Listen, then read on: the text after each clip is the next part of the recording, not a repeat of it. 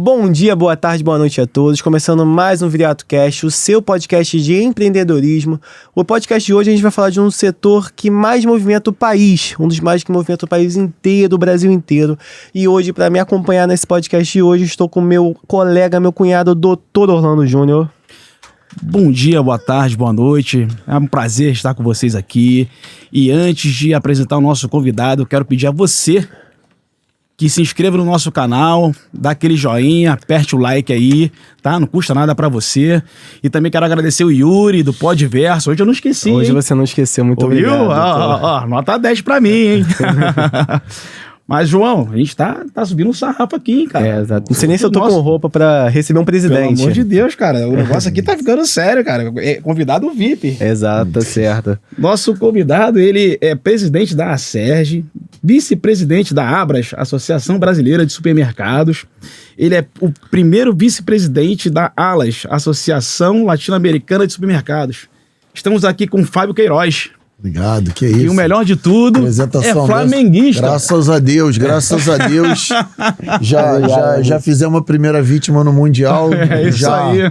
O Chelsea que se cuide. O Chelsea que se cuide. Tô nessa expectativa também. Muito obrigado por participar aqui com a gente. Queria agradecer a Cristina da Derd por conseguir esse encontro.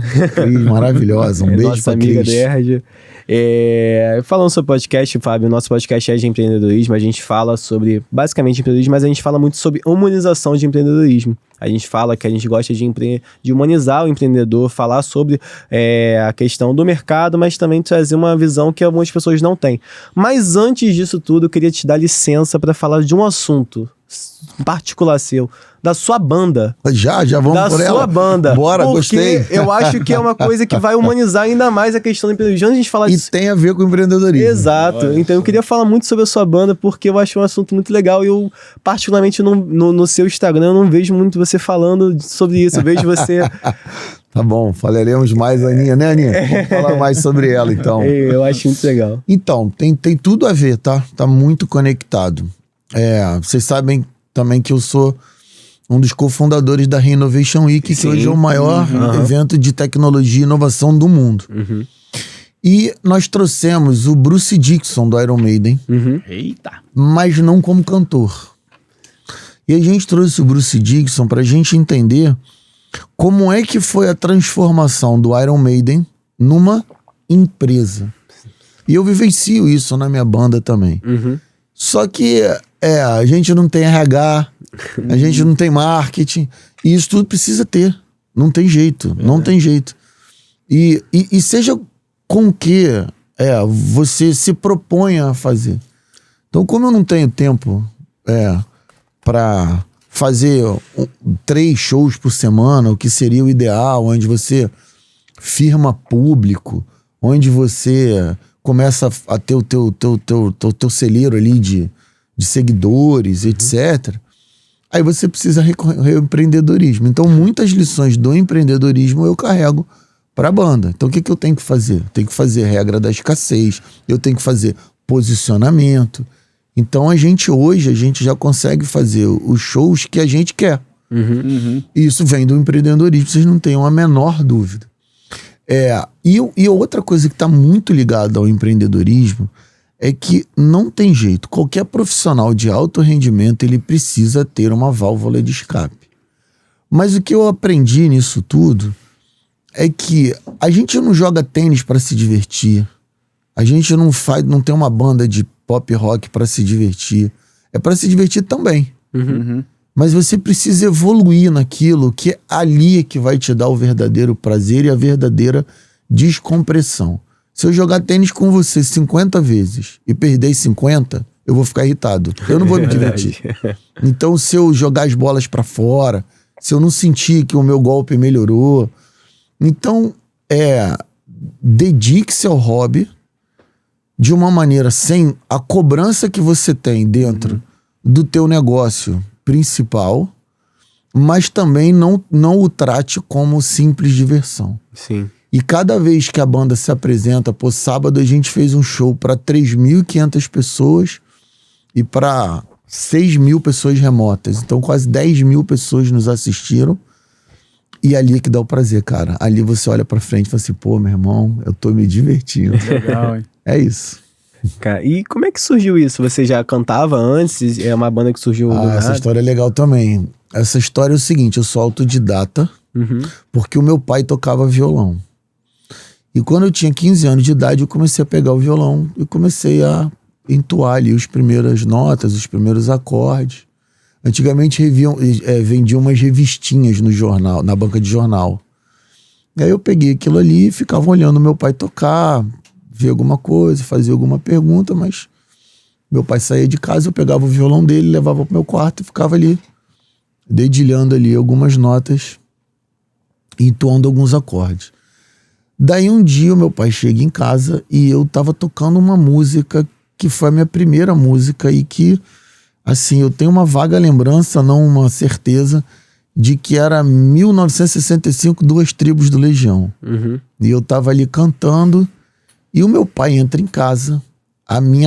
O meu quarto era o quarto da empregada, porque eu tinha uma irmã e a gente só morava numa casa de 2 quartos, a minha irmã ficou com o quarto principal e eu fiquei com o quarto da empregada. E fui muito feliz ali. E que antigamente tinha essa coisa, né? Ainda tem, mas é que agora diminui bastante. Os apartamentos são menores hoje em dia, né?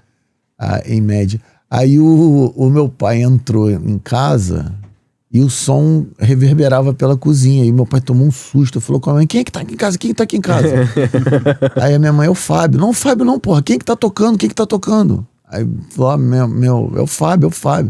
Aí meu pai entrou no meu quarto, eu fiquei meio sem graça, né? Assim, de estar ali ainda engateando naquela coisa. E, cara, já nasceu minha primeira dupla, eu e meu saudoso pai. Mas aquilo ficou adormecido, assim. Eu aprendi a tocar violão, eu ia pra rua, meus amigos me ensinavam algumas coisas, mas sem fazer aula, sem levar aquilo a sério. Tá tudo bem. E aí eu tocava nos churrascos, né? Nessas coisas. E aí em 2015, eu já, 30 e poucos anos na cara, aí eu sou convidado para entrar na banda, que hoje é a banda, a minha única banda que eu tive a minha vida inteira, que chama-se Eu Convidado. Então fui convidado, foi para Eu Convidar. Só que a história foi a seguinte, eu queria ser guitarrista. E os caras falaram, não, mas a gente tá sem cantor. E o cara que me convidou tinha me visto cantar numa besteira, assim, numa reunião de confraternização, né? De cerveja com amigos. Aí eu falei, não, cara, eu não canto, coisa e tal, só canto no churrasco. Não, tá bom. Aí a gente foi pro primeiro ensaio e não tinha quem cantasse. Eu falei, eu canto até que a gente arrume outro cantor. Cara, hoje eu não pego nem mais na guitarra no show. O show tem quase 2 horas. Eu toco 2 músicas de guitarra só. Eram 3, hoje agora são 2. E agora só mas mandando aí vocal. É isso, porque aí tu vai se descobrindo, aí você vai vendo coisas. Eu vou te falar que hoje o meu tesão mesmo não é nem mais cantar, é produzir, dirigir. Então, conceito artístico, criar. Eu tava aqui embaixo, eu vi um curso de produção musical que até me interessou. Então, você vai, a música tem isso, né? E volta na Renovation Week, a gente tem a honra também de sediar um Music Forward, que é Forward, no caso, né? Que ele traz o novo jeito de fazer música e o novo jeito de consumir música. Então a gente está muito ligado nessa história da música direta e indiretamente. Falando de consumir música, eu lembrei que o meu cunhado aqui, ele não tem um gosto musical muito apurado, não. Tem. Por que isso, né? Não vou falar, não. Não, agora fala. Puxou, fala. O Fábio é roqueiro. Roqueiro. Eu percebi que ele é roqueiro. Eu gosto de um pagode. Ele gosta de um belo. Mas a gente tem na nossa banda, a gente faz um conceito musical chamado mashups. A gente pega harmonias de uma música e a gente coloca a melodia e letra de outra em cima naquela harmonia. Geralmente uma harmonia da gringa, que são mais elaboradas, coisa e tal. E então a gente entra com Tears for Fears e na hora de cantar eu canto Djavan. Caralho. Então a gente entra com Yes e na hora de cantar a gente entra com Barão Vermelho. Sim. Michael Jackson com Barão Vermelho. Caramba. E aí, cara, a gente tá produzindo uma que a base é um funk melody e em cima é cheia de manias do Raça Negra. Então, Aí, ó. eu adoro pagode também. Fábio é cariocão, claro que eu puxo, cariocão, total. Pô, É claro que eu puxo muito pro rock. Assim, a minha formação auditiva musical tá muito ligada ao rock, né? Mas a minha banda já não é mais de rock. Pode ter certeza que hoje é uma banda de pop rock. Já passeia muito. Então a gente faz. A gente tem uma versão nossa com arranjos nossos. Não é um mashup. Que é muito maneiro. A gente pegou Deslizes do Fagner, que é uma música totalmente leve, né? Não sei porquê, insisto tanto em te querer, né? Nesse andamento. Cara, e a gente transformou no Raimundos Fagner. A gente pegou e botou um punk rock muito Sério, a cara do Raimundos e com a letra e a melodia do Fagner. Não, a melodia não, que a gente destruiu a melodia do Fagner. A gente pegou a letra do Fagner. Então, já esse rótulo do roqueiro, ele é muito legal, assim, na tua formação, na tua juventude. Você precisa ter a sua base e as suas influências. Mas eu não tô criticando quem não se desamarrou disso. Mas existe um universo gigantesco para você explorar, que eu morreria frustrado se eu não tivesse mergulhado nele. Entendeu? Legal, então, isso passa por funk melody. Sim. A gente mistura Stevie B com o Rapa. Caraca. Mas eu não consigo imaginar como é que fica. Spring Love, come back to me. Se meus joelhos não doessem mais. Só que fica aquela basezinha do funk melody gostosíssima. E aí você vai misturando ali, brincando. Isso também serve meio pra gente na vida também, de a gente entender. O nome da nossa turnê é Turnê Passeio. Mas serve pra gente entender, assim, aí quando a gente foi fazer o LED dos nossos shows, né? O show tem um LED atrás, com todas as imagens, com todas as coisas, e eu peguei o VJ. E essa coisa do passeio, e como a gente brinca muito com mashup, versões, medleys, etc., fica muito evidente a coisa do passeio musical, né? Eu parei ele, falei, não, calma, deixa eu te falar. Faz um passeio também pela alma, faz um passeio pela humanidade, faz um passeio por tudo que está acontecendo, pelo momento que a gente vive, faz um passeio pela espiritualidade. Aí o cara parou, me cobrou mais caro por causa disso. É verdade, me cobrou mais caro. Mas é o que eu tô falando, aí você sair um pouquinho, quebrar um pouco essa coisa legal da gente ficar preso apenas numa empresa. Então, diversifique seus negócios. Tudo tem correlação, não tem jeito. Eu não consigo ser músico de um lado e empresário do outro. Eu só consigo ser empresário músico, músico empresário, torcedor, intensidade. Então, ou eu torço ou eu não torço, então eu tô dentro de uma empresa ou eu não tô. Enfim, eu acho que não dá. Eu acho que não é uma escolha fazer nada pela metade. E acho que retrata isso, tudo que você falou, retrata muito bem sobre o propósito do podcast, que é a humanização do empreendedorismo, né? Do empreendedor, que você traz pra gente coisas que acontecem no seu dia a dia, que você tem que se reinventar como músico, como empresário, como presidente. Então, muito bacana ouvir esse relato, né, doutor? É verdade. Só uma curiosidade, duas, na verdade. Qual é a música que não pode faltar no seu set list? E se você pudesse escolher um convidado para estar cantando contigo? Rádio Blá, do Lobão. E se eu pudesse escolher nacional, eu certamente escolheria o Lobão. O Lobão, ele tem uma história que a imagem dele briga muito com a história maravilhosa que ele construiu. Não estou dizendo que a imagem dele é ruim. Eu tô dizendo é que ela não reflete a grandiosidade desse cara fora da música, né? No métier musical, mas fora das quatro linhas. O acho gênio também, dentro dos palcos, mas com todo respeito ao meu maior ídolo, que é o Lobão, existem gênios tanto quanto o Lobão ou talvez maiores. Mas o Lobão, ele é muito importante dentro de uma história de resistência do rock, de coerência nos seus conceitos musical. Quando ele se mete na política, o Lobão tem as suas opiniões e eu respeito demais. E concordo às vezes, não concordo às vezes. Eu aprendi a separar o artista do líder e do cidadão. Então, assim, o Lobão, ele é muito forte dentro de uma resistência do rock e dentro de uma coerência do discurso onde os músicos deveriam segui-lo.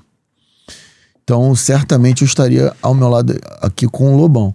E se eu pudesse ir um pouquinho além, né? E se você me permite escolher dois. Claro. Paul McCartney, a maior banda de todos os tempos para mim, chama-se The Beatles. O maior artista de todos os tempos para mim chama-se Michael Jackson. Mas o cara que mais fala comigo, mais me emociona, chama-se Phil Collins. Então, se eu pudesse, duas cadeiras aqui estaria o Phil Collins e aqui estaria Sir Paul McCartney. O resto, desculpa, O cara é top mesmo. Né? Eu amo. Tem coisas que eu amo demais, assim. Tem artistas maravilhosos. Pra gente jogar agora pra atualidade, assim, o The Weeknd é um grande artista. Sim. O Bruno Mars é um artista fantástico, espetacular. Mas, desculpa, Phil Collins e Paul McCartney e Michael Jackson, aí a gente tá falando de outra prateleira, de outra coisa, e nem sempre são os mais brilhantes musicalmente. Então é uma outra coisa também que eu respeito muito e que também trago da humanização do empreendedorismo. Cara, as coisas precisam nos emocionar. Então, se você está trabalhando com um colaborador que não te emociona, que só entrega, mas que não tem brilho, que não está do teu lado, né, assim, alinhado com os teus princípios, se o teu coração não está feliz, se o teu faro, né, às vezes você entrevista o cara, assim, tu fala, pô, o cara é tecnicamente brilhante, mas tem alguma coisa nele que não me balança.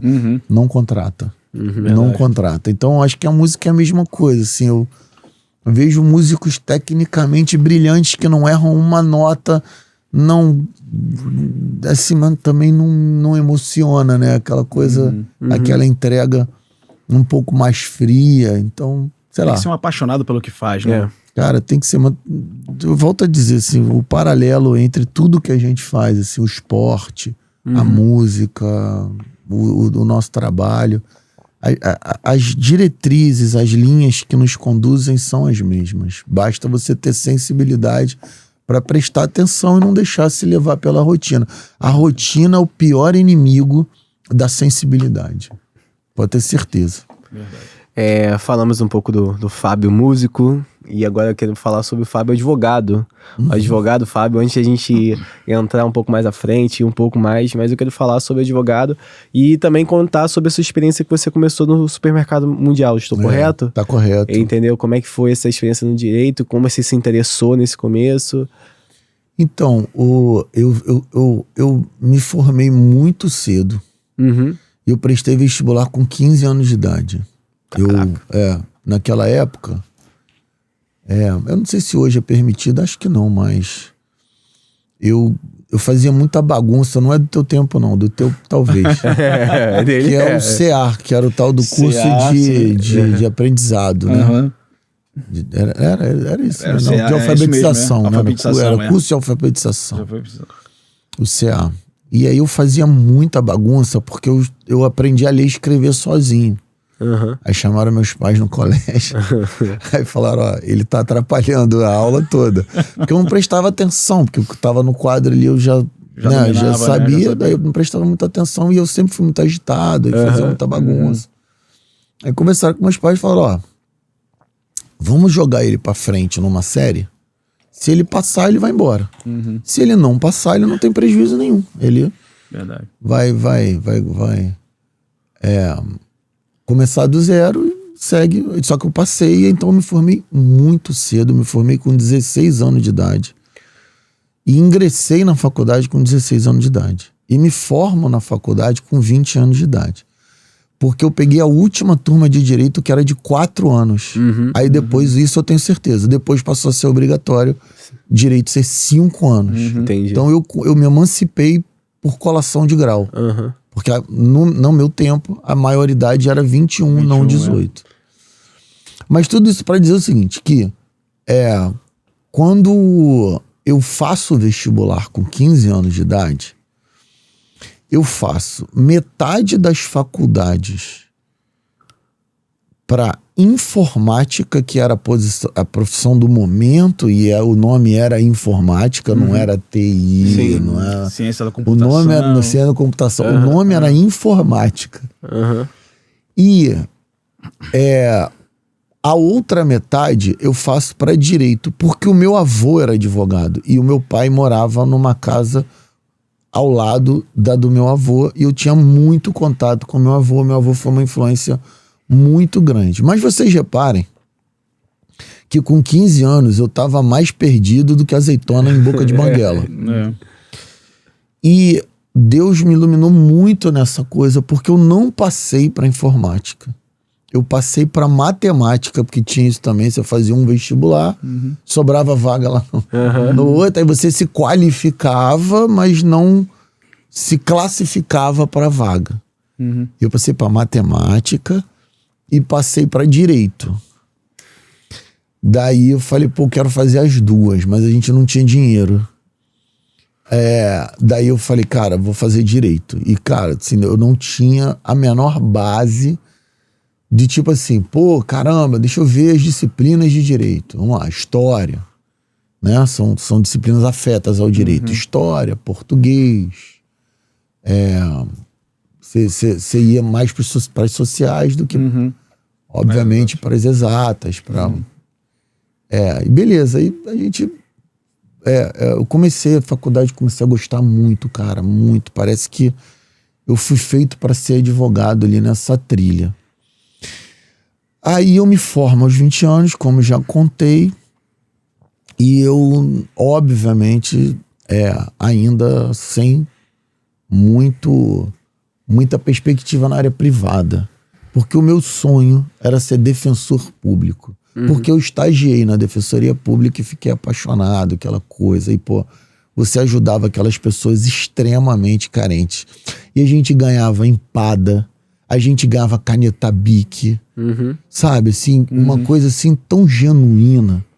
Aquela pessoa ali que tinha tão pouco, mas que te enchia de gratidão, de carinho. O meu sonho era ser defensor público. Aí eu entro, começo a estudar pra caramba, e muito definido, muito decidido. Eu faço o concurso da ordem, passo em primeiro lugar no Rio de Janeiro todo. Gabarito a prova discursiva, não, a segunda fase discursiva, que era ainda mais complicada. Eu lembro da prova até hoje. Sinceramente, eu lembro das questões até hoje. Assim, eram 5 questões e uma redação. Eram 5 questões e uma peça. Você tinha que fazer uma defesa. Eu fiz uma defesa, eu fiz criminal. Eu também adorava criminal. Mas todo estudante de direito gosta de criminal, se apaixona por criminal, mas casa com civil que precisa pagar as contas. Aí, beleza, a gente foi lá. Aí aquilo me dá um ânimo, rapaz. Aquilo começa a me dar uma confiança. Falei, vou ser defensor. E entro no curso da defensoria para poder fazer o concurso. Pô, cara, mas aí a gente teve uma queda financeira gigantesca dentro da nossa família, que já não era boa. E aí, cara, eu tive que sair para trabalhar e começa a minha história no Mundial. Eu consigo o emprego lá no Mundial e muito rapidamente, assim, eu trabalhava direto com os donos, isso também foi muito importante, só que eu me dediquei muito. Eu trabalhava muito, assim, com muita empolgação, não olhava para trás, não olhava o horário. Eu fui muito feliz nesse início. E Aqui eu vou me permitir um parêntese com vocês dois, porque é o seguinte, vocês estão falando de humanização no empreendedorismo. Esse tema é tão legal, tão importante, porque o que eu estou notando hoje é que todo mundo fala de qualidade de vida. Mas o colaborador fala de qualidade de vida como se aquilo fosse algo que a empresa tem que te entregar desde o seu primeiro dia de trabalho. Então, o que a empresa precisa te entregar logo no seu ingresso é um ambiente saudável, são lideranças fortes para poder te acolher, são instrumentos de trabalho disponíveis para que você possa exercer bem o seu ofício e atingir as metas pretendidas. Mas a qualidade de vida, ela é uma conquista de cada colaborador. É verdade. O cara precisa chegar no trabalho, ele precisa ter o tempo dele para que ele possa ter o domínio de suas tarefas no tempo que lhe é proporcional a você ter a qualidade de vida. Então, você acha que a gente contrata alguém para colocar num ambiente que está 100% organizado? Ou se tivesse, eu não tinha demitido o funcionário anterior. Verdade. Você entende? Então, se você está sendo contratado para algo, pra poder dificilmente você vai achar tudo organizado. Né? Sim. Pode acontecer. O cara saiu porque se aposentou. Deixou um setor perfeito. Mas, cara, convenhamos, isso é desvio padrão. Não é a regra. É o normal. A regra é você contrata alguém para organizar algo. E até que ele organize, até que ele tenha o domínio, cara, a qualidade de vida vai baixar. Esse é um ponto que a gente precisa enfrentar. E que as gerações que estão chegando precisam enfrentar isso. Então, esse é o ponto. Pois bem, voltamos pro Mundial. E aí eu ali exerço a função de advogado durante 14 anos. Mas tive a honra e toda a deferência do Mundial de representá-lo na Associação de Supermercados do Estado do Rio de Janeiro, onde era o lugar para os donos frequentarem, não para um advogado, por mais que... Mas eu sempre fui muito honrado com essa representação. E aí, nas reuniões do Conselho Diretor, a qual tenho a honra de presidir por 10 anos, faço agora em agosto, 10 de agosto eu faço 10 anos de ACERJ. Eu nunca olhei para o problema como sendo um problema do Mundial. Então eu saía do Mundial e eles falavam: Fábio, eu queria que você resolvesse o assunto X. Ao invés de eu chegar lá no conselho e falar: olha, o Mundial tem um problema X. Não. Vamos lá. A questão é essa. Todos aqui sofrem da mesma dor? Porra, sofro. Agora vamos compartilhar todos a mesma solução? Vamos. E aí o pau quebrava. Tem uma empresa aí que... É muito legal essa história do associativismo. Isso é papo para outro podcast inteiro. De como o ser humano, quando ele se aglutina, ele se distancia do propósito por vaidade, por não saber voltar atrás. Não tem problema nenhum. A gente tem que ter uma grandeza enorme para entender. Cara, a minha posição inicial era essa. Depois de todo um debate, puxa, entendi. Olha, isso é mais difícil do que o Flamengo perder esse Super Mundial. Pois bem, e aí esse espírito baseado no propósito, baseado na colaboração, ele começa a me dar alguma visibilidade ali dentro. E tudo bem, a gente vai avançando e eu jamais, verdadeiramente, eu não pensava em ser, porque Primeiro que eu teria que largar a minha carreira de advogado. Então isso não era uma opção para mim visível, sobretudo naquele momento. E segundo, que eu precisava me tornar um executivo, coisa que não sou até hoje. Aí eu não pensava naquilo, mas os caras pensaram. Daí me convidaram. Daí eu neguei. Porque eu percebi que eles estavam muito mais preocupados em tirar o presidente que lá estava, que já ali ocupava o cargo já há mais de 20 anos, então já tinha o desgaste natural de... O cargo presidencial, ele traz consigo desgastes inevitavelmente. A não ser que você seja um líder... Quer dizer, nem que você seja um líder... aquele líder que quer ser aceito por todo mundo, né? Que pra mim é o pior líder que tem. Que sempre bonzinho. Não tem um lado, sempre, né? Não tem um lado, mas ele também tá sempre te elogiando. Pô, não é possível. Então você é um gênio. Você não tem que você não tem que ser liderado. Se você é um gênio, você tem que estar liderando. Desculpa, vocês trocaram de cadeira. Verdade. Né? Você vai ter desgaste. O cargo de presidente ele é muito difícil. Isso também é assunto para outro podcast inteiro sobre como ser um presidente. Né? Eu não tenho todas as respostas, mas pode ter certeza. Tem algumas. Não, eu tenho várias. Tenho várias. Então,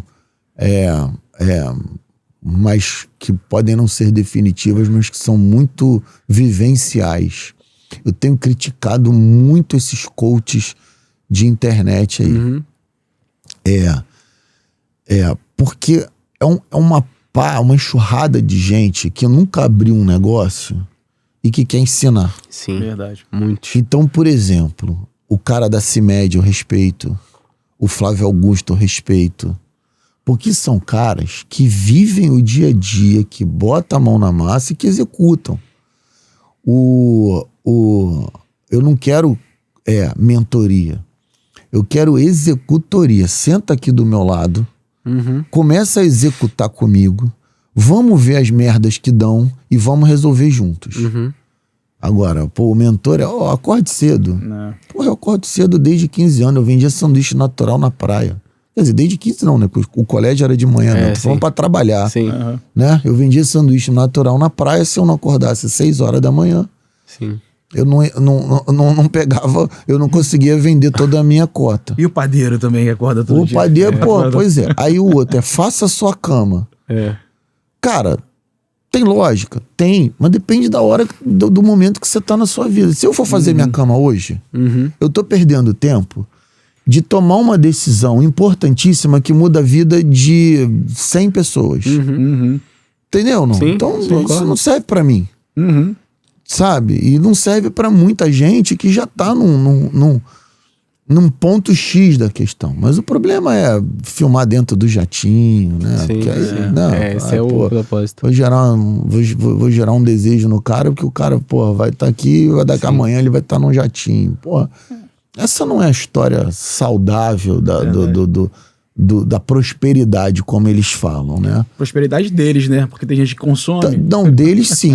Mas eu não sou contra a prosperidade deles. Eu sou contra a forma com que eles vendem. Como eles querem ensinar, como é E a venda é essa, a forma com que eles vendem essa prosperidade aí, eu acho que não é legal. Você tá certo. Mas sou totalmente entusiasta da prosperidade. Sim.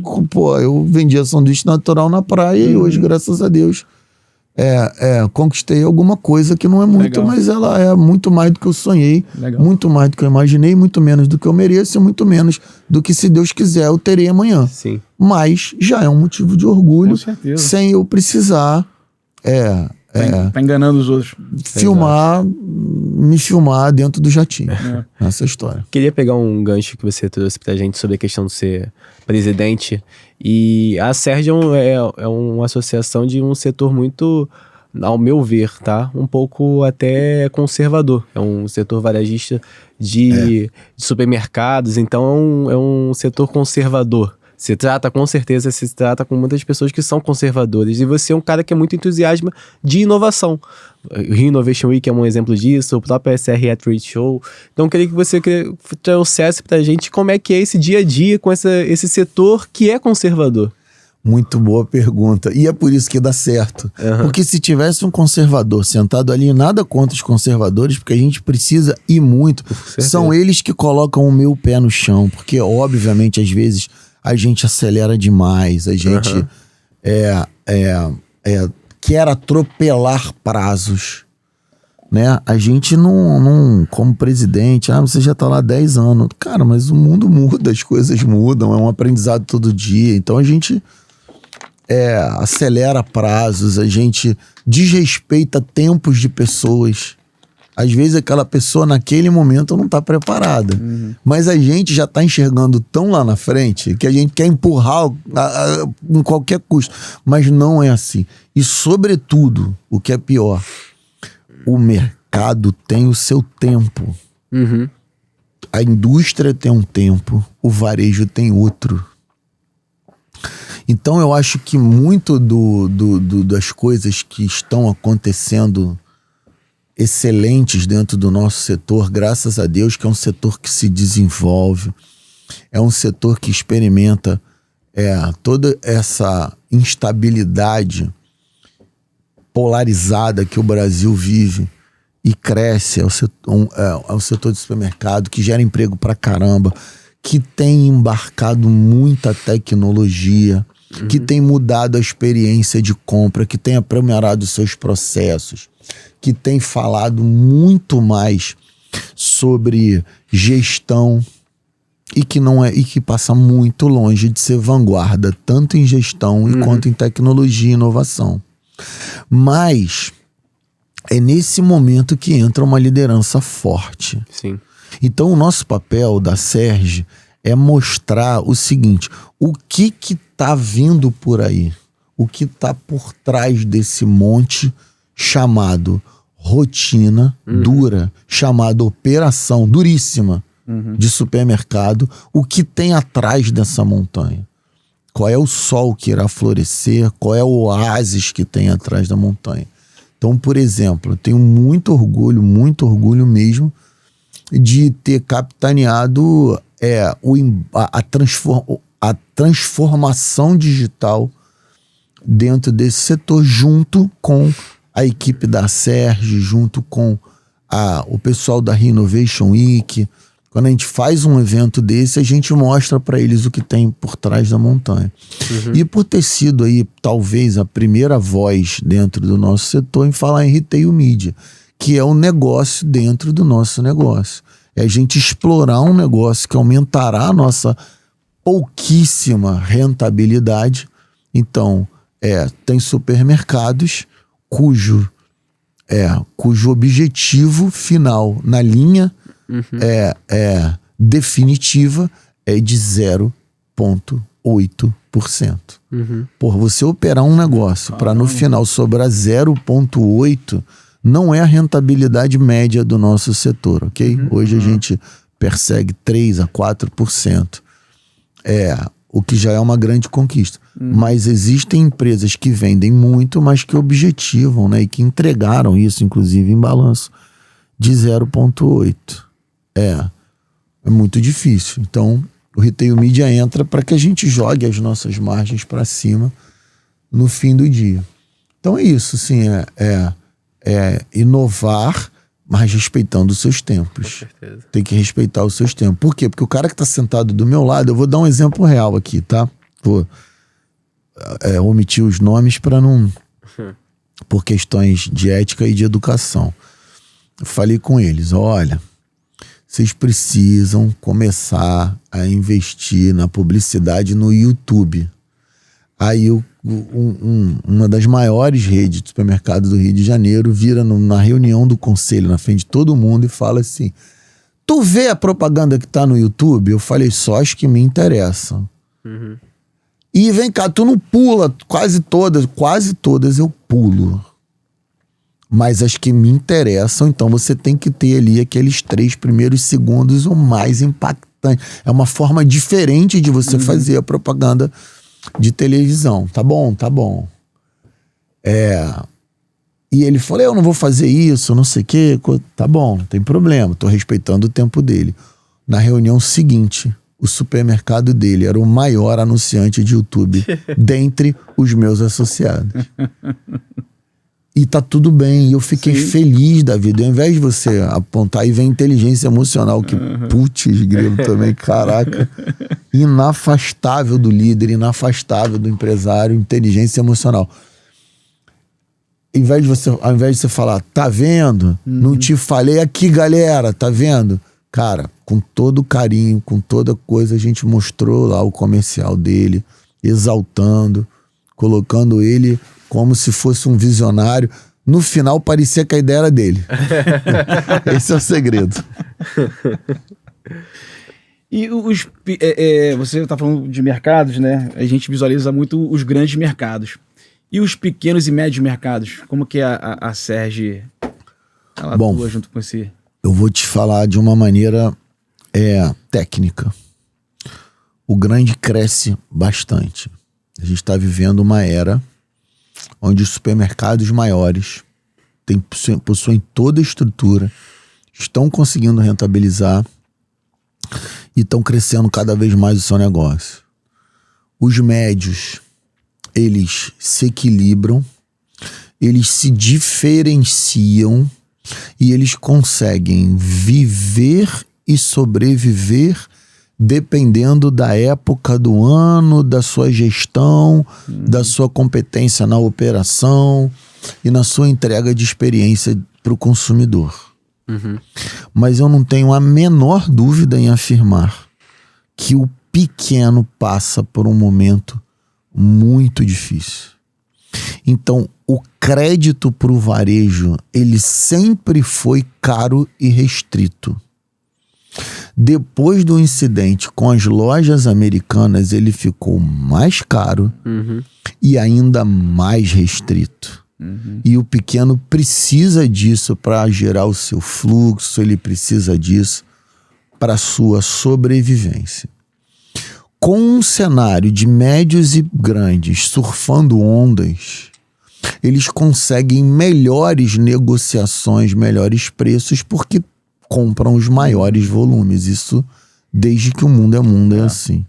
Então o pequeno começa a perder competitividade. Marketing. Existe um fenômeno no Rio de Janeiro chamado redes associativas. São vários supermercados que se juntam, formam as redes e, sobretudo, existem outros aspectos, mas os principais são: eles se juntam para comprar mais e melhor e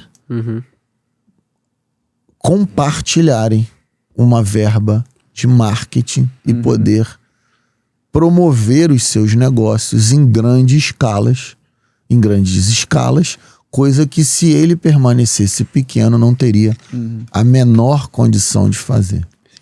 Então, o pequenininho, que não se diferencia pra caramba, que não tem um excelente serviço, que não faz mágica para ter competitividade nos seus preços, ele tem um desafio, na minha opinião, maior. Então ele precisa ou se associar a uma rede, e aí sim gozar dos seus benefícios, ou se garantir muito na diferenciação. Não dá para ele tentar bater de frente com os supermercados maiores, e ao mesmo tempo ter uma gestão assim, na ponta do lápis, porque com margens apertadas, qualquer deslize é fatal. Então o que a Serge faz? A Serge abre as suas reuniões do conselho diretor pro pequenininho. Então o seu Zezinho da esquina, que tem um checkout apenas no seu supermercado, ele senta ao lado do maior supermercado do Rio de Janeiro hoje, que chama-se Supermercado Guanabara, ou Supermarket, já tá ali. Os dois ali estão muito parelhos. Então ele senta do lado do dono do presidente do supermarket, ele senta ao lado do dono do Guanabara e trocam as melhores práticas. A gente tem uma máxima dentro da Sérgio que a gente diz que todos ali são concorrentes apenas nas gôndolas. Eles possuem, em 99% dos casos, as mesmas dores. Então, nada mais justo do que compartilhar as mesmas soluções. A Sérgio possui a Escola Sérgio, onde a qualificação é gratuita para o associado. Então, quem usa em larga escala é o pequeno. Não é que o grande não use. O grande tem os seus departamentos lá de treinamento, né, de desenvolvimento, mas o pequeno ele não tem. Então, se ele aquilo, ou gastar. Sim. Então, como a Sérgio oferece gratuitamente, é um grande apoio também.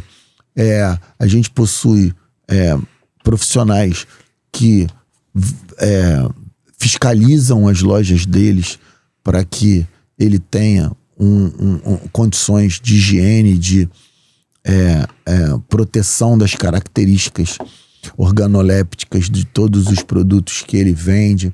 A gente tem uma série de e-books com passo a passo para que ele venda mais. Então, às vezes você transforma o seu açougue ali durante a madrugada e a resposta vem imediata. O tempo do varejo de operação e resposta na venda, ele é muito rápido, né? Ao contrário do tempo do varejo para gestão e tecnologia e inovação. Sim. Mas, enfim, é isso. Assim, a gente tem muita preocupação com... E nos nossos eventos, né? Na feira, ele tem o acesso aos grandes fornecedores, ele tem esse contato também com os outros supermercadistas, o seminário da Sérgio, tudo, assim, a gente cobra a mensalidade, que é uma das fontes de subsistência da Sérgio, mas a gente faz questão de não cobrar nada do associado em todos os eventos, justamente pensando no pequeno. Eu queria pegar esse gancho da SRE porque a gente participa da SRE, né? A gente fez um stand, participou 3 anos lá. A gente tá desde 2023 lá com o stand. 2024, 2025. Isso. E é muito bacana que eu queria conversar com você justamente sobre isso, porque pro pequeno varejo, ele é interessante porque lá tem outras oportunidades além de só networking, né? Lá tem outras oportunidades porque a feira se transformou uma potência que não tem hoje só supermercado. Lá hoje tem outros tipos de segmentos. Tem food, né? O food, né? Bares, restaurantes, hotéis, padarias. Então a Nestlé, ela vende para supermercado, mas ela vende para grandes restaurantes também. Então faz todo sentido a gente estar junto. Exato. Inclusive, eu até por exemplo, nós somos uma empresa de food, mas nós oferecemos serviços para pessoas que estão no mercado e tem nossos outros, entre aspas, concorrentes nossos lá também. Então, a importância do que a Sérgio vem servindo para esse varejista, para essa empresa pequena, justamente porque eu acho que a feira tem se tornado uma potência de negócios como um todo, né? É uma feira que cresce muito justamente por esses conceitos que estão por trás dela, né?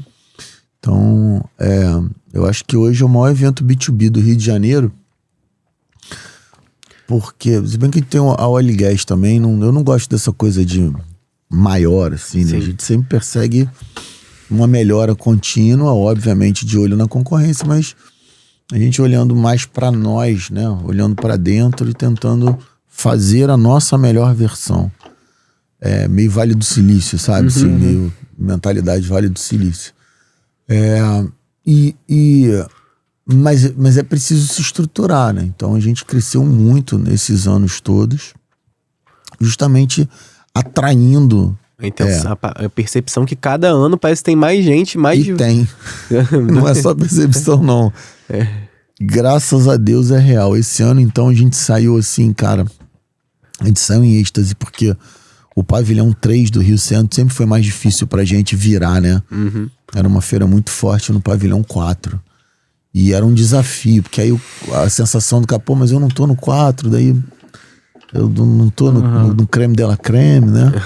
Cara, acabou isso, graças a Deus. A gente tá consolidou agora o 3, o 4, agora arruma o 2. Tem que.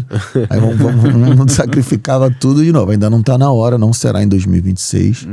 Mas em 2026 a gente explode o pavilhão 3, se Deus quiser. E 2027 a gente já pode pensar em alguma coisa fora do pavilhão 3. Muitas parcerias que a gente faz também com a Brasel, JJ, que é uma empresa de food lá, que eles fazem o delivery das empresas, né? O sistema, tecnologia, o sistema de delivery das suas próprias empresas. A Derge, nossa parceira lá também. A Bolsa de Gêneros Alimentícios tem um stand de 300 metros quadrados. Então, pô, ali gera muito negócio. É muito legal, assim, é bacana demais a gente ter, enxergar esse momento de alavancar a economia do Rio de Janeiro, os hotéis todos lotados no Rio de Janeiro, assim, principalmente ali próximo do Rio Centro. Enfim, é muito legal, muito bacana. Vou falar um assunto que a gente fala sempre no nosso podcast, que a gente gosta de trazer, que é a inteligência artificial. Legal. Que a gente sempre gosta de trazer justamente porque não é nem o amanhã, já é o agora, entendeu? E a gente queria saber se a Serge já vê alguns supermercados agindo com inteligência artificial, seja no estoque, seja na operação já de propriamente dita. Supermercado inteligência artificial. A gente precisa falar de CRM. Com certeza. Então vamos lá. Você vai a algum supermercado, você fala, caramba, como é que tá o seu CRM? Maravilhoso. É mesmo, mas como? Eu tenho 92% dos meus frequentadores da loja física cadastrados no meu CRM. Tá, no meu, que eles chamam, né, de clube de compras, não sei. Tá bom, tá ótimo, tá bom, tudo bem. E aí? E aí? Ah, não, mano, não sei o que. E tem um supermercado grande do Rio de Janeiro que, pasmem, o CRM deles manda pro teu celular um SMS. Porra, ninguém mais lê. Eu aqui, ó. Vamos ver. Nem tem mais outro aqui. Outro dia eu mostrei aqui, olha só. Olha aqui, ó. Eu tenho 142 mensagens no meu SMS. Tá aqui, ó. 142. Não lidas. Você ainda deixa aí, eu já joguei lá pra trás, já pra ver. Não lidas. Não vejo isso mesmo. Então, a gente precisa falar de um CRM que realmente gere uma conexão e efetivamente a venda com o teu consumidor. Então hoje, com inteligência artificial, em 10 compras, eu sei todo o teu comportamento de consumo. Todo. E eu preciso saber transformar isso em venda. Explico. Eu, Fábio, eu não bebo vinho, isso é verdade. Só que eu bebo cerveja. Então não adianta eu ser impactado com o cartucho em promoção. Eu não vou lá comprar. Não adianta. Mas se me impactar com a cerveja da minha preferência, na quarta-feira, antes do jogo do Mengão, a chance é grande da gente converter em venda. E mais, existem hoje, aí vamos avançar essa história, né? Que eu não quero nem que chegue agora isso. Repito, precisamos respeitar os tempos e o varejo tem um tempo muito mais lento de introdução de tecnologia, usabilidade, que eles chamam, etc. E aí, eu fico na frente de uma tela de LED. A tela de LED me reconhece. E ela já tem ali cadastrado o meu comportamento de compra. Então, o anúncio que vai aparecer na tela de LED, que estará dentro da loja, vai ser um anúncio direcionado para o Fábio. Eu sou viciado no sorvete Häagen-Dazs. Viciado. Aquela é a melhor coisa que inventaram no mundo depois do Flamengo. Se me impactar, vai dar problema. Por quê? Porque eu tô do lado da geladeira e porque eu tô do lado do caixa. Essa é a história. Esse é um passo mais adiante. Tá tudo bem. Qual é a magia dessa história? Como líder, né, do setor, é falar. É agir. É trazer. Então agora na Re-Innovation Week, que nasceu do Conecta, que era um evento só para os meus supermercadistas, nós estamos trazendo o John Maeda, que é o vice-presidente de inteligência artificial da Microsoft, que é uma das líderes na corrida de desenvolvimento de inteligência artificial. Então, sem medo de errar, eu posso dizer que ele é um dos caras mais importantes de inteligência artificial do mundo. Sim. É um cara que está transformando o mundo. Nós estamos trazendo o Peter Diamandis, que é um dos fundadores daquela universidade chamada Singularity. Também lida com inteligência artificial, um dia sim, o outro também. Então, não só os meus associados, mas como todos os visitantes da Re-Innovation Week, terá acesso ao que tem de melhor no mundo sobre inteligência artificial. Se você for ver a quantidade de palcos do Re-Innovation, É muita coisa. são 38 palcos com 51 conferências que fala de inteligência artificial. O metaverso já foi. Sim. Micou, tá tudo bem. Faz parte. Precisamos passar por ele, foi um aprendizado. Mas a inteligência artificial, alguém tem dúvida que veio para ficar e que transformou o mundo? Ninguém mais pesquisa no Google. Verdade. É maravilhoso isso. É maravilhoso. Aí agora só um parênteses, né? Isso é muito engraçado. Tá todo mundo assim. Chat GPT, não sei o quê. Aí a discussão do momento é chat GPT pago ou chat GPT gratuito. Ok? Aí beleza, né? E eu uso esse aqui da Meta. Olha aqui, ó. É essa argolinha aqui que tá aqui. Aí tu puxa aqui, ó. Eu tenho a inteligência artificial da Meta na minha mão. E eu fui usar lá no trabalho e eu, ué, o que você tá fazendo? Eu falei, eu tô usando a inteligência artificial na Meta. Ué, mas você usa essa? Eu falei, eu uso, pô, tá na minha mão aqui, eu uso o WhatsApp o dia inteiro. Sim. Pra mim é a coisa mais fácil, mais prática de entrar. Então começou agora a guerra De qual é a inteligência? de qual inteligência artificial eu vou usar. Exato. Porra, meu irmão, sei lá, usa o que tu quiser, desde que você use, né? E que, assim, que, obviamente, que ela se preste ao papel que se destina, né? Então, eu achei isso um barato, como esse assunto, hoje, é um assunto de roda de cerveja. Sim. E aí, tá usando o chat GPT, mas tu usa pra quê? Exato. É só pra fazer desenho? Ah, fica no gratuito. Ah, não, no outro dia eu tomei uma decisão assim. Olha que maneiro. Olha que isso é muito legal de mostrar. Olha só. Eu tô na inteligência artificial da Meta aqui pra você que não tá enxergando aí, vendo esse podcast. Olha que irado. Aí eu tava no estúdio. E aí quem faz essas loucuras aí do mashup sou eu e meu produtor. Aí eu tava no estúdio e a gente cismou com uma música que era do nosso tempo, né? Aquele funk melody dos 80, chamada Sending All My Love. Aí eu botei assim, ó. Porque também o segredo tá em saber pedir, né? Sim, exato. Verdade. Senão tu vai pro Google. Né? Pra eu descobrir a data do jogo do Flamengo, eu boto no Google e eu descubro. Não tem problema nenhum. Mas olha o que a gente fez. Músicas com melodias e células rítmicas que se encaixem com a música Sending All My Love para fazer um mashup e que possuam a letra em português. Pô, Pra fazer aquela conexão da música. Isso. Mas olha a resposta da inteligência artificial.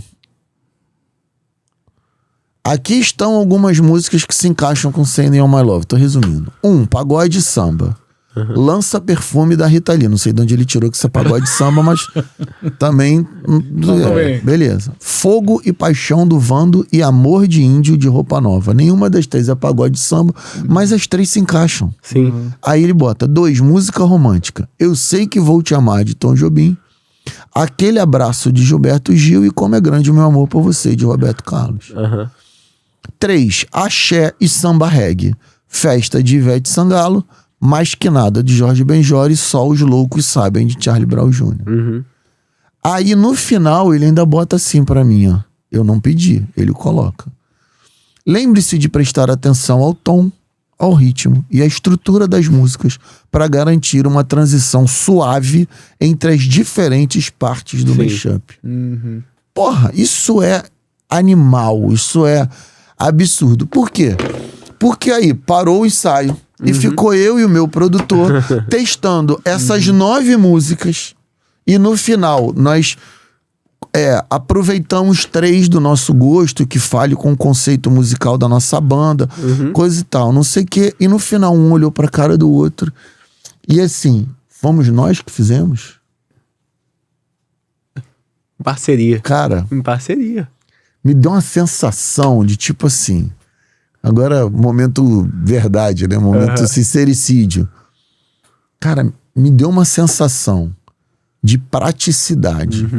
Me deu uma sensação absurda de produtividade misturada ao mashup de emoções com uma coisa meio estelionato intelectual. Sabe por quê? Porque olha só, vivenciar o processo é o maior aprendizado. É verdade. Então, como nós já vivenciamos esse processo de fazer o mashup, eu sei que tem que ajustar o tom, eu sei que tem que ajustar o andamento. Não adianta uma música lenta dentro de uma harmonia extremamente rápida que vai ficar uma coisa assim, parece o gato correndo atrás do rabo. Só que eu me questiono muito a utilização do atalho. Sim. Então, se tu vive todo o processo, erra e acerta dentro do processo, e no final você usa a inteligência artificial, cara, é um mundo perfeito. Sim. Mas utilizar a inteligência artificial apenas como atalho, cuidado. Sim.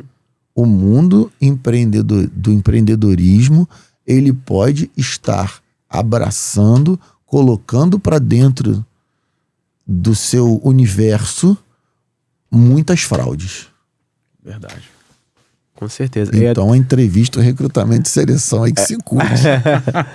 Não, mas hoje em dia a inteligência artificial é usada até currículo, fazer RH, fazer processo seletivo. Hoje o pessoal faz com processo seletivo, com inteligência artificial. Análise de contrato, então nem se fala. Que as pessoas mais Então, fazem mas, cara, analisar aí, o pô, contrato. vamos lá, o cara entrou na empresa, ele deu uma sorte, eu não sei o que, tá precisando, entrou rápido. Aí um advogado analisa o contrato todo por inteligência artificial. Sim. Mas ele não sabe fazer. Não sabe, exato. Ele não sabe fazer. Não sabe. Porque ela é muito perfeita. Mas é o que você Ela falou, é tem muito que saber perfeita. pedir, tem que saber fazer. Porra, mas, cara, essa galera de hoje, eu acho que essa não vai ser a dificuldade. Sim. Eu só tô falando, mas será que esse cara é um bom advogado? Sabe? Então, eu tô muito convicto com isso. Porra, ninguém é mais adepto à tecnologia do que eu, né? Porra, eu co-criei, junto lá com o meu sócio, o maior evento de tecnologia e inovação do mundo. Então, pô, tá tudo bem. A gente só precisa começar a discutir, e esse é o tema da Re-Innovation Week, os limites éticos do avanço tecnológico. E não somos nós que estamos trazendo isso, não. Isso é uma discussão É mundial, né? mundial, Sim. né? Tipo, Não. pô, bioética, né? A medicina, até onde você vai, até onde não vai, onde eu posso mexer no teu corpo, onde é que eu não posso. Cara, a mesma coisa na tecnologia. É verdade. Pô, os humanoides que estão vindo por aí. são realidade. Eu fui para NRF agora em janeiro, lá em Nova York. E aí a gente está discutindo agora, né, a terceira onda da inteligência artificial, que são os agentes de inteligência artificial. São os caras que agem. Os caras, olha, estamos chamando até de caras. Que você teve aquela primeira onda ali de colheita, alimento de dados, não sei o que. A segunda onda, que é da predição. Pô, cara, nós estamos no agente de inteligência artificial.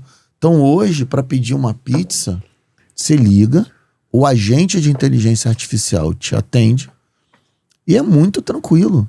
Boa noite, boa noite. Uma voz do outro lado. Boa noite, boa noite.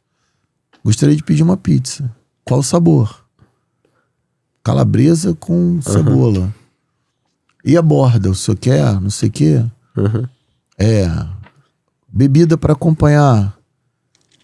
Só que é impressionante. Eu não sei se vocês já fizeram esse teste. Eu fiz o teste, eu usei. É muito legal. É muito legal, impressionante.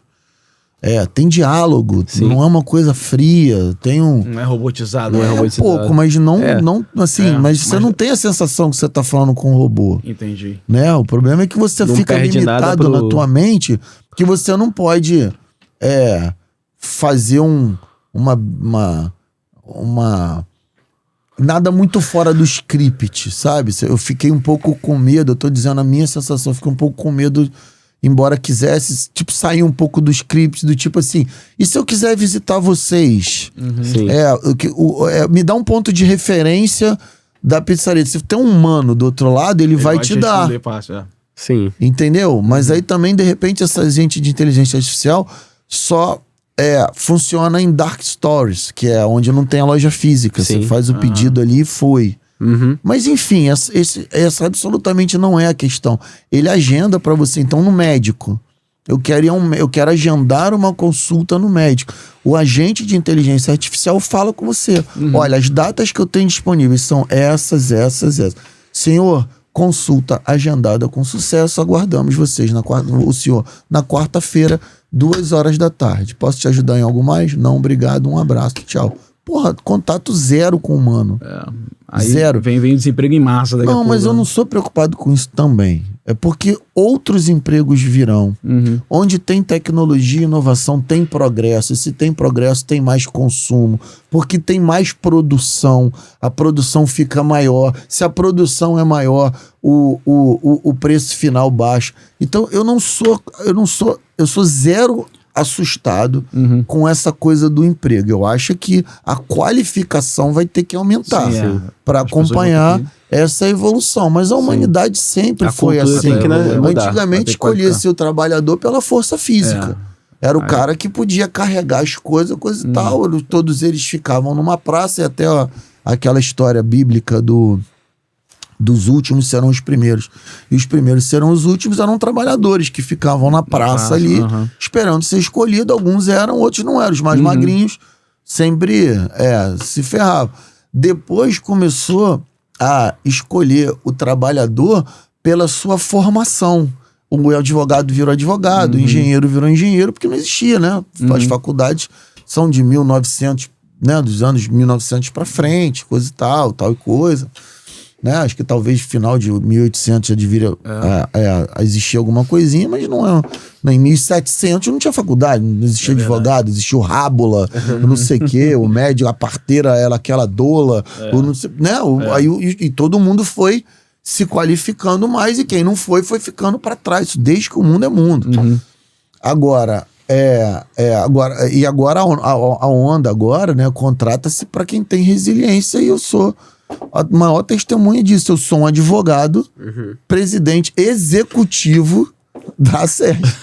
Então, eu não tenho qualificação executiva. Até hoje, eu não tenho uma MBA em gestão, eu não sou engenheiro de produção, eu não fiz curso de projetos, nada disso. Eu tive a resiliência de estudar e conseguir administrar aquilo ali de acordo, não com a minha formação, mas com o que a exigência imediata nos requer, né? Então, se eu tenho que saber o que eu preciso saber de financeiro, aquilo que eu preciso saber para administrar a SERG, não você professor de finanças e Sim. por aí vai.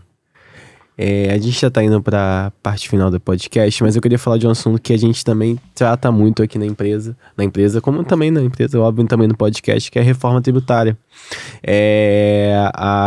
Supermercados, no geral, vão ser impactados, né, por conta da reforma, e eu queria saber se a Serge tem se atentado com isso, isso é um tema que fala um pouco no setor, porque vai ter algumas mudanças em alíquotas, etc.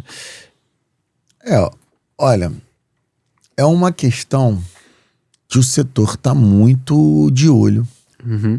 Porque já é ali, né? Já é, além de sim, já é ali, mas além de ser ali,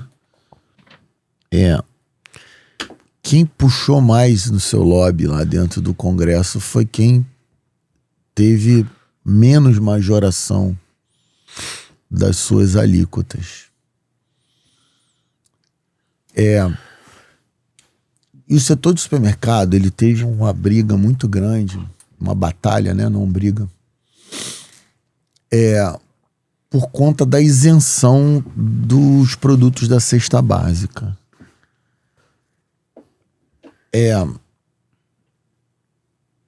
Inicialmente, colocou-se uma lista gigantesca de produtos e é óbvio que... Então, passou-se assim só os produtos mesmos que tinham que passar e que todo mundo já sabia que passaria, né? A gente tem um governo de esquerda, um governo que não perderia a oportunidade de beneficiar a população. E aqui, veja, eu não tô julgando nenhum viés político. Eu só estou dizendo que isentar produtos da cesta básica com o governo de esquerda ali, e naquela época ali, ele tendo uma massa de manobra dentro do Congresso, era algo que extremamente previsível. E que bom, porque realmente isso beneficia a população. Eu acho que isso foi uma grande vitória para o Brasil. Eu acho que o grande mérito foi ter colocado isso na Constituição para garantir que isso seja contínuo, né? Então, esse é um ponto muito importante. Mas a gente está falando aí de 20 itens. Sim. E que não representam a necessidade da população.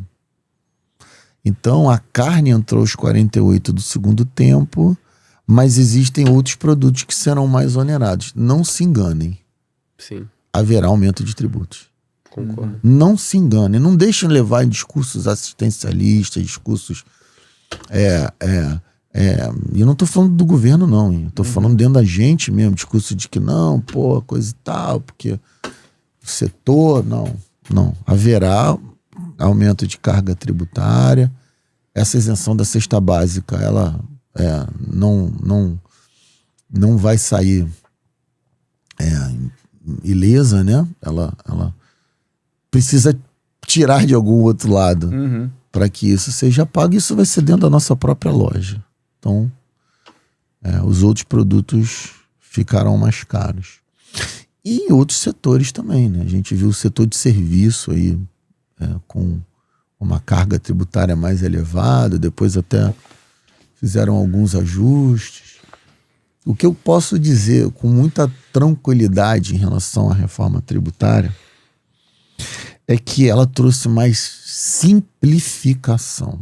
Isso era uma batalha antiga, uma batalha que já nasceu nesse projeto de simplificação.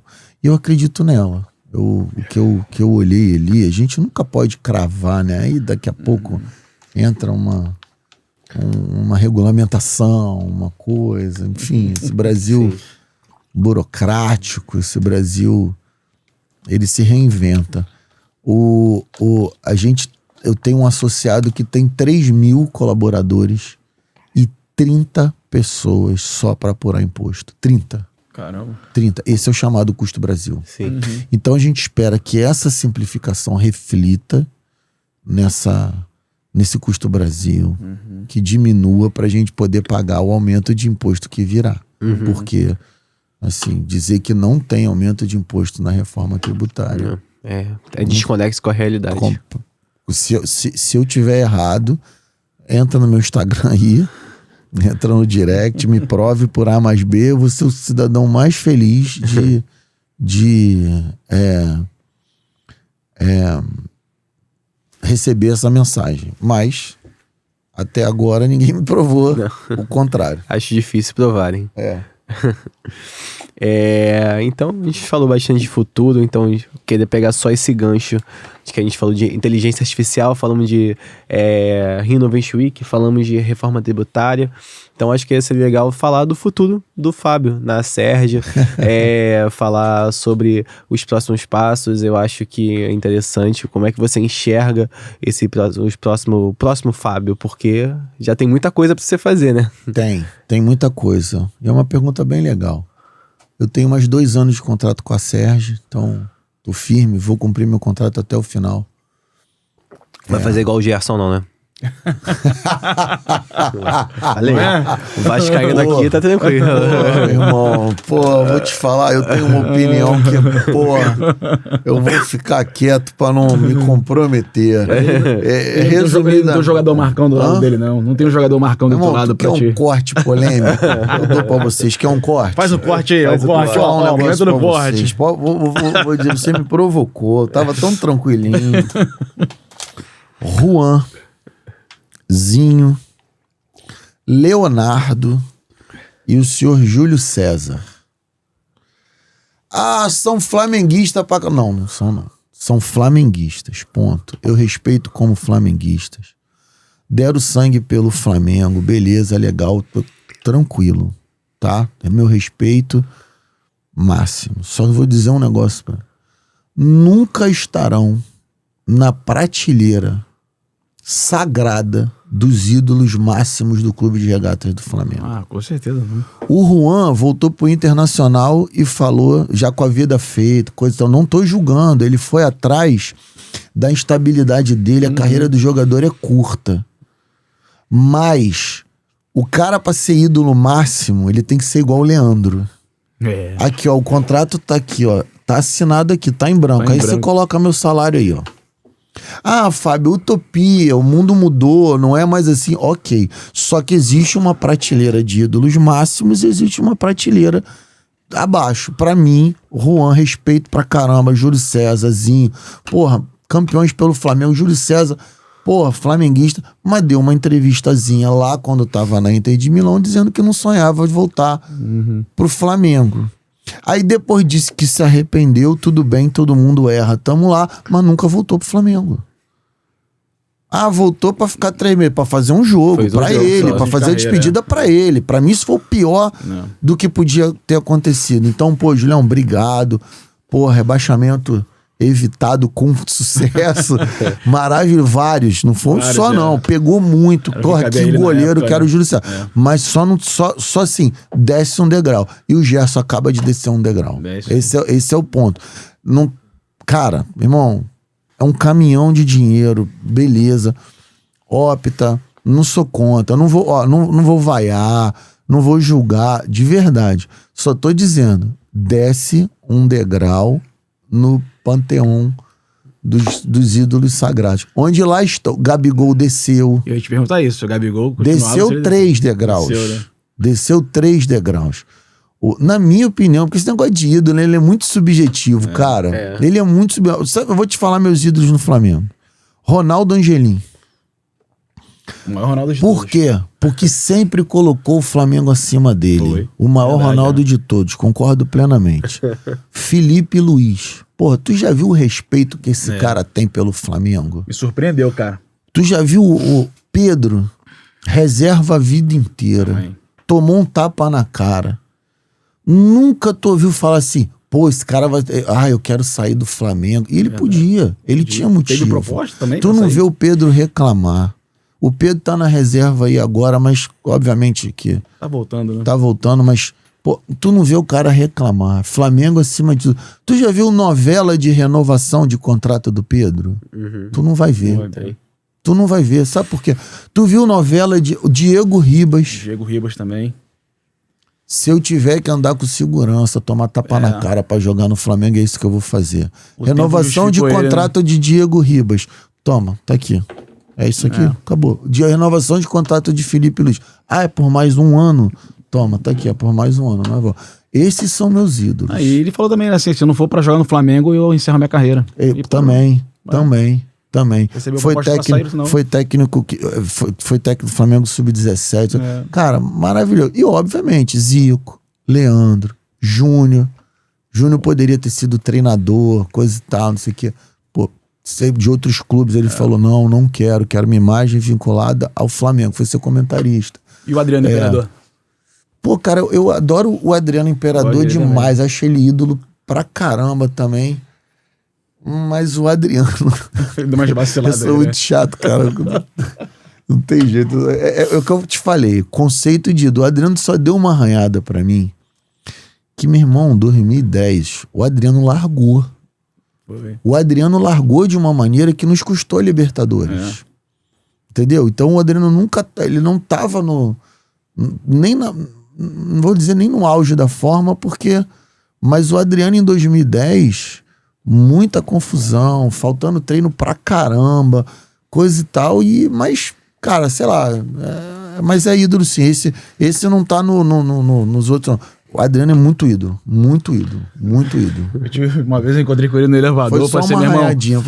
Eu vou tirar uma foto contigo, tu querendo, você querendo ou não, tirar uma foto com ele no elevador. Boa, boa, foi isso, né? Tá certo, é isso mesmo, vou tirar contigo. Levou na boa. Fazendo loucuras, né? Então, mas é isso, boa. Então o Fábio não vai ser igual o Gerson e vai cumprir os seus 2 anos de contrato com a Sérgio. Eu quero cumprir os 2 anos de contrato com a Sérgio, né? Da minha parte, poucas coisas no mundo a gente pode garantir, mas essa eu posso garantir, porque eu tenho uma relação com os supermercadistas de extrema confiança. Então, eu não me vejo quebrando essa relação. Muito menos por causa de um contrato. A Alas, eu sou o primeiro vice-presidente da Associação das Américas Supermercado, então a gente quer contribuir muito lá. A presidência do presidente Jaime Cabal tem sido assim, um colombiano. Cara, o cara tá fazendo tudo que eu faria, mais um pouco, assim. É impressionante, assim, é muito gostoso quando você olha para um líder e você se sente representado, você se sente... alinhado, sabe, com a mesma linha de pensamento. A Renovation Week, assim, a nossa menina dos olhos, é o que hoje me dá um orgulho do caramba, porque a Sérgio me deu isso durante muitos anos, né? O crescimento da Sérgio me enche de orgulho.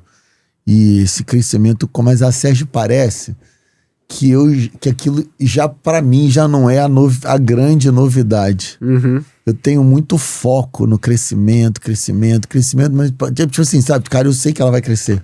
Entendi. Entendeu? Não? Eu sei que ela vai crescer, eu já sei os caminhos, ela já me deixa numa zona de conforto de estratégia, nunca de execução, pelo amor de Deus, senão eu não tenho mais o que fazer lá.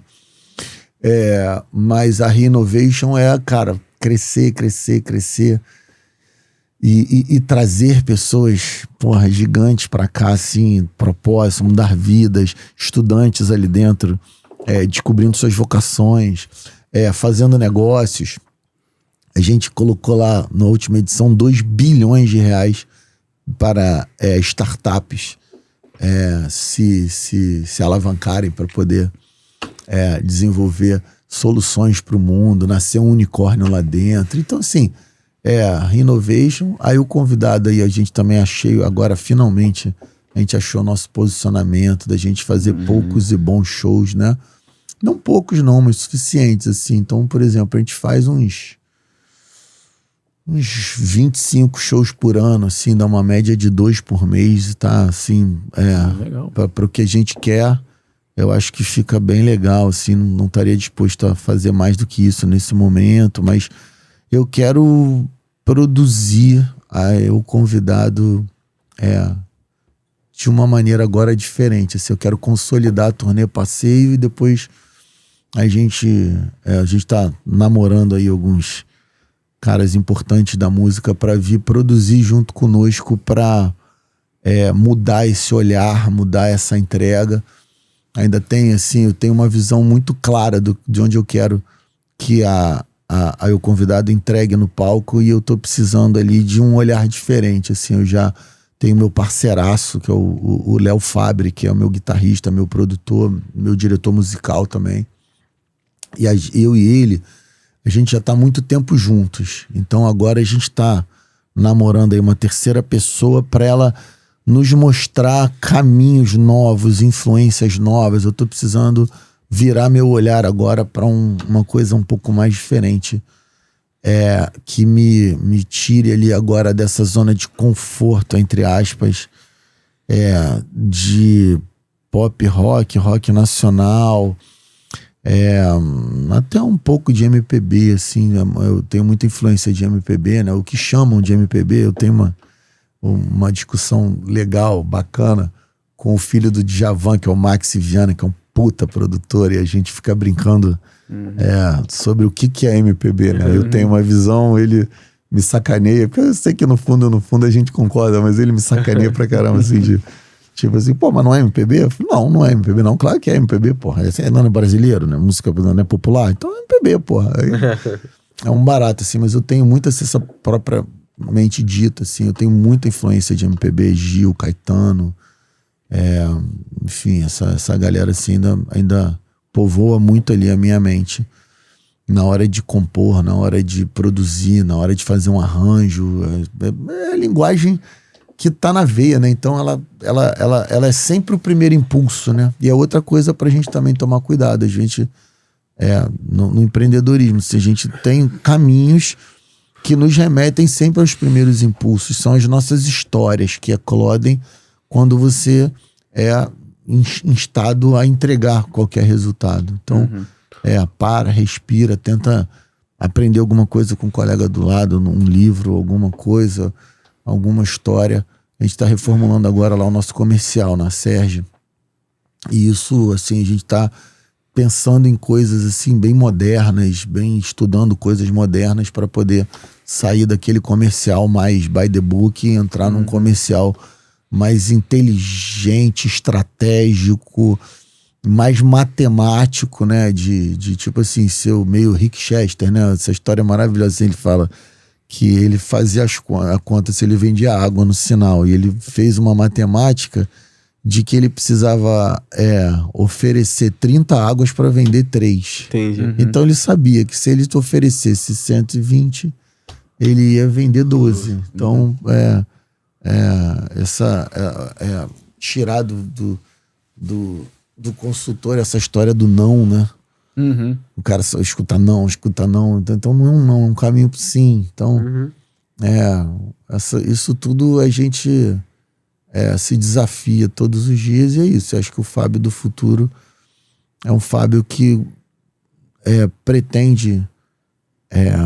Eu não tenho assim um plano de, vou ser secretário da ONU. Não tenho esse plano de radical, assim, dessa guinada radical. Até porque as minhas guinadas nunca foram muito planejadas, assim, sempre foram oportunidades que surgiram e que eu me julguei preparado para aceitá-las. Então, o que eu quero é sempre sair da zona de conforto dentro dos caminhos que eu já trilhei a minha vida toda aí, que é supermercado, Innovation Week e eu convidado.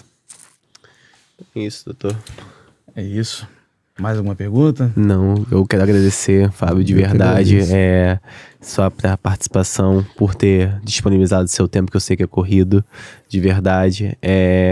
Também falar pro pessoal da Cristina, mais uma vez a Cristina, porque ela me encheu o saco, falando, me agradece. Estou agradecendo aqui, Cristina. Pô, nem precisava, a gente já te agradece, assim. Pô, a Cristina é muito importante dentro da cadeia de abastecimento do Rio de Janeiro. Vocês não têm ideia, assim, como essa mulher... E na pandemia também foi uma grande aliada, uma grande parceira. Então, sim, Cris, a gente não tá te agradecendo por esse encontro. A gente tá te agradecendo por tudo que você faz. Verdade. Também quero te agradecer, Fábio. Ficou fácil o programa, né? Ficou fácil. O cara é um meio campo, um 10, um capitão. Ficou fácil. Pô, joga bola top, pra cacete. Você travando num toque só. Brincou, deu a bola pro cara, ele resolveu isso sozinho. Se eu der 2 toques na bola, eu perco. Mas se eu der um só, de repente, eu faço um gol cagado. Muito bom, Fábio. Muito obrigado mesmo. E vamos nos agradecer também, né, que tá assistindo a gente aqui. até agora. Você não falou a Você palavra vai falar premiada. palavra-chave. Você Vou não falou a palavra vou falar a premiada. palavra-chave. Se você tá assistindo até agora, escreva aí agora nos comentários a palavra lobão. Opa, Que aí é? sim. Aí sim. Sabia que ele ia gostar. viu? Todo episódio o Dr. Orlando fala que tem uma palavra premiada, então... E deixe aí seu like, Gostei. se não deixou, a oportunidade agora. Faça a inscrição também, tá bom? E é isso. Fechou. Então, Fábio, olhando para aquela câmera ali, onde a gente pode te encontrar, eu sei que você já é um influencer digital, claro. Fábio Queiroz, @Sérgio. Vai lá no Insta. Tamo junto. LinkedIn Fábio Queiroz. Enfim, maior prazer. Tá bom. É isso, Fábio. Muito obrigado mais uma vez pela sua participação. Daqui a 15 dias temos mais um episódio do Viriato Cash. E é isso. Valeu, um abraço. Valeu.